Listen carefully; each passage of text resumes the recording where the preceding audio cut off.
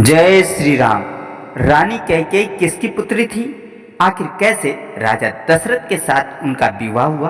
उन्हें राजा दशरथ जी ने क्यों दो वरदान मांगने को कहा?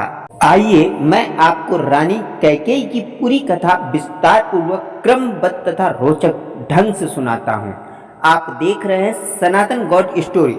अगर कहानी पसंद आए तो उसे लाइक तथा हमारे चैनल को सब्सक्राइब जरूर कर ले ताकि आगे आने वाली कहानी आपको आसानी से प्राप्त हो सके। रानी कैकेयी की पूरी कहानी। कैकेयी का जन्म और परिवार। प्राचीन काल में कैकेयी नाम का एक प्रसिद्ध राज्य था जिसके राजा थे अश्वपति। राजा अश्वपति बड़े धर्मात्मा, न्यायप्रिय और विद्वान शासक थे। उनकी एक ही पुत्री थी राजकुमारी कैकेयी, जो रूप, गुण, बुद्धि और शौर्य में अनुपम थी। कैकेयी ने अपने पिता से राजनीति, युद्ध कला, रथ संचालन और शास्त्रों की भी शिक्षा ली थी। वह केवल सुंदर ही नहीं बल्कि अत्यंत वीरांगना भी थी। कैकेयी का विवाह राजा दशरथ से। अयोध्या के राजा दशरथ तीनों लोकों में प्रसिद्ध, वीर और धर्मनिष्ठ थे। उनकी दो रानियां पहले से थी, कौशल्या और सुमित्रा, परंतु संतान नहीं थी। एक बार राजा दशरथ युद्ध के लिए कैकेयी देश पहुंचे। वहां राजा अश्वपति ने उनका अत्यंत आदर किया।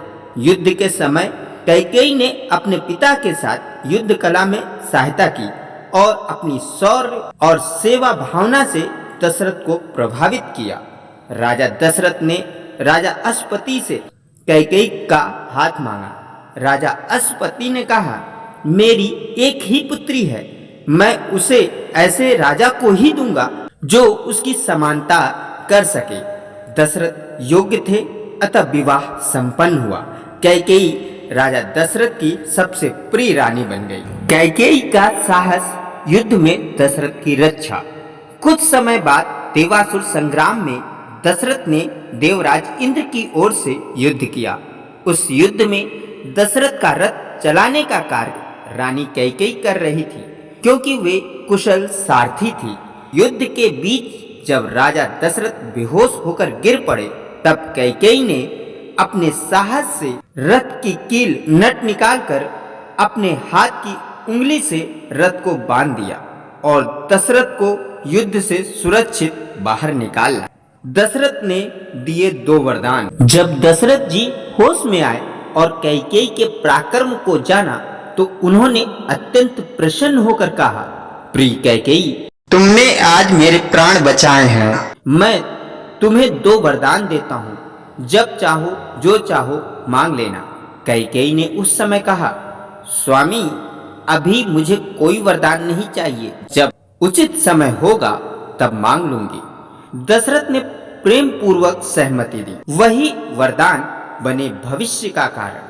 वर्षों बाद जब राम जी का राज्याभिषेक तय हुआ, तब रानी कैकेयी की दासी मंथरा ने ईर्ष्या और भ्रम फैलाया और कहा, अगर राम राजा बनेंगे तो भरत को कुछ नहीं मिलेगा। मंथरा की बातों में आकर कैकेयी ने वही दो वरदान याद किए। उन्होंने राजा दशरथ से मांग लिया, भरत को राज्य मिले, दूसरा राम को 14 वर्ष का वनवास दिया जाए। राजा दशरथ अपने वचन से बंधे थे, इसलिए वे असहाय होकर सहमत हुए। यही दो वरदान आगे चलकर रामायण की कथा का सबसे बड़ा मोड़ बना। नैतिक शिक्षा।